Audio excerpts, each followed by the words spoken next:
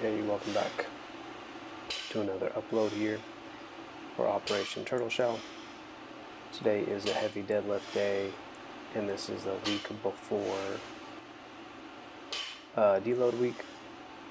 So it's the third week, and I'm going pretty heavy here. I definitely felt it. I spent probably 20 minutes just on these heavy deadlifts, and it's still warming up here. It's 315 raw, no grip. And I was only able to do one grip a shot after that. So here's a working set. I'm doing 365 for 6 reps. It felt really heavy. But it's just programmed some heavy days in here. Try to do them here and there, maybe once every other week. And I definitely felt it. It was super tough. And I was probably resting like 2.5 minutes in between, and I put in the straps here. So this is the same weight, 365, but for 4 reps instead. So that's about 90% of my max here. And then after this set, I went to 3 reps at 92%, which is 375. And again, definitely felt it. It felt heavy. Trying to activate lats, triceps, and upper back to pull this, and again I definitely felt it. My hamstrings were pretty sore, my back was sore, but besides all that, I mean, still felt pretty good. Recovery was pretty good. I wasn't too sore or too much also soreness. So went heavy, and then I tried to do some explosive reps here, and it's just 3 sets of 3 reps explosiveness. I'm trying to knock these out like within the 5 minutes, 6 minutes, so I can continue on with my workout. So this is just 135 here. I know before it passed, this was super challenging for me to be able to do power cleans with this weight. I'm just kind of seeing the improvements over a year and a half, almost 2 years. That's helped out a ton. There's a little blooper for you. So I've been really loving these Zercher lifts, these odd lifts. And after those heavy deads, my core was shot. And with these lunges here, supporting the weight this way, definitely challenged me. And still trying to work and engage that core in different ways that I wouldn't do normally, instead of like sit-ups or crunches or V-ups or anything like that. I'm trying to just challenge my core in a different way. I'm trying to build some of that muscle and just stability, right? Injury prevention, picking up kids, picking up things in awkward ways. Then these kind of workouts help with that. So if you're interested in trying them, definitely try them, incorporate them. Go light, start off with the bar, or start off with holding the dumbbell so you don't make dumb errors the way I did. Previously I was doing the landmine lunges, which really hit the glutes and focused on the glutes, but it wasn't much of a difference on the upper body. So here I'm doing the lunges with the bar in between my arms. In this case, it's only 95. Could I have gone heavier? Yes. But again, I don't want to risk breaking form, and also just a little timid in regards to challenging myself with these form of lifts. Maybe in the future, try to incorporate some heavier ones or lower reps.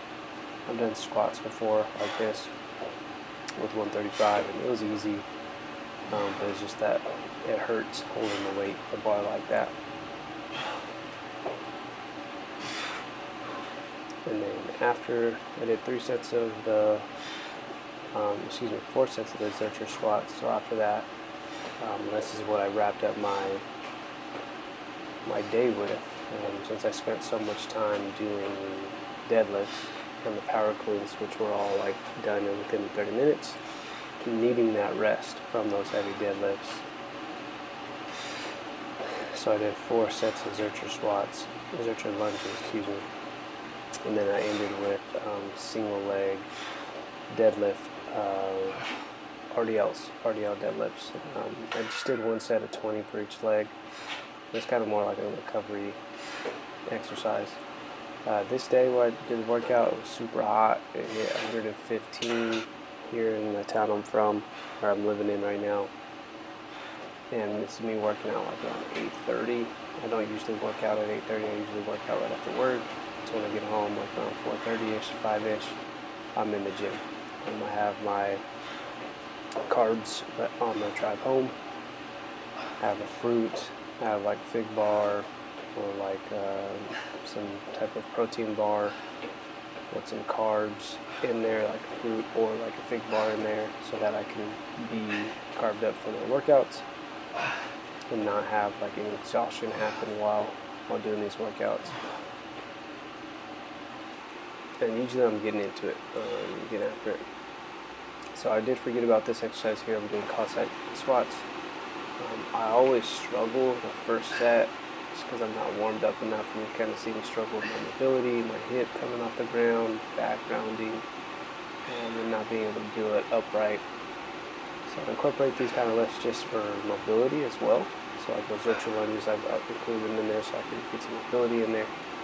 And then I have these Cossack squats so I can get some mobility in the hips, growing area, and also build some strength while down in that position.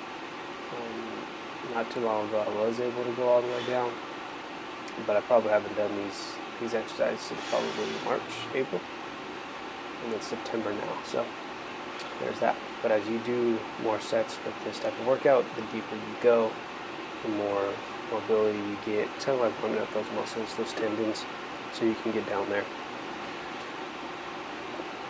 And you could just see the difference just from that one set. Still cutting out wide, trying to sit back as far as I can, try to have the hamstring touch the calf so that I can kind of focus on that stretch down at the bottom, and then glutes and quads pressing myself up.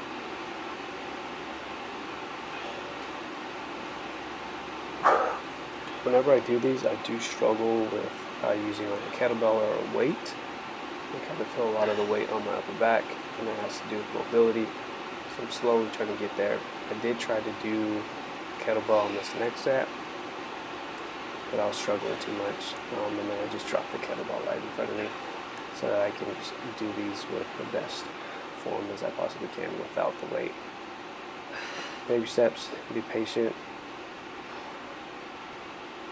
It looks good, but I'm not going low enough. See, I'm supposed to be sitting all the way down. I'm struggling to do that. I don't think the deadlifts had anything to do with it. Cool story about this shirt is that I got this short shirt before leaving to Oregon area, Portland area for some ministry opportunities. This was a high school team I was coaching, strength and conditioning coach for. They had all signed this shirt for me and gave it to me as a gift. Super meaningful. It's since 2013. So it's almost a 10-year-old shirt. It's probably a shirt I'll never throw away, but I'll always use to work out as long as I can. The reason why it's important is because there was Bobby Nin. He was I believe in the Navy, and he did pass during the naval exercise. So he was an extremely hard worker. He was extremely devoted to the basketball team. He always put the team first before himself. And it makes sense why he joined the Navy, why he did what he did, because he was willing to sacrifice himself and his desires. I guess that was his desires, to sacrifice himself for people around him. Rest in peace, Bobby. Man, you are missed and you are remembered. And that's another reason why I cherish this shirt, is because he signed it. There's a little funny message he wrote on there for me. It was just super important. And every time I put that shirt, it reminds me of him and that team. So I really appreciate those guys. They taught me a lot. They showed me a lot about myself, and I got to see them work as hard as they can in that high school basketball team. So I really appreciate you guys. Thanks so much for watching, and I hope you continue to support. Thanks.